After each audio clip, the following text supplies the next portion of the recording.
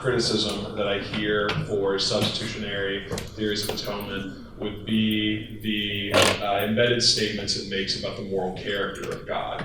Of God having this wrath that has to be satisfied and takes the form of occurring through rather violent ends.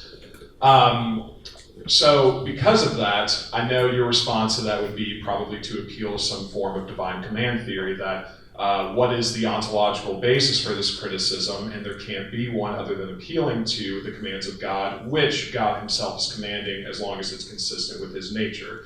So given that response, how would you respond to someone who is experiencing a severe disconnect between their own moral convictions about the moral character of God under this theory and the current sort of philosophical defense that you're giving of this being a consistent moral reality for God? This is difficult for me because I would just repeat the points that I've made this evening. I think what I've shown this evening is that there just is no inconsistency with the love and the justice of God, both being met in Christ. And in fact, one of the things that struck me in this study is that the critic of penal substitution needs retributive justice to be essential to God in order to launch his objection.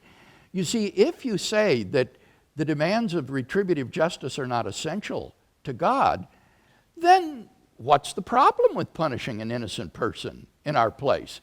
God's free to do that if he wants to. He has no moral duties, right? Because he doesn't issue commands to himself.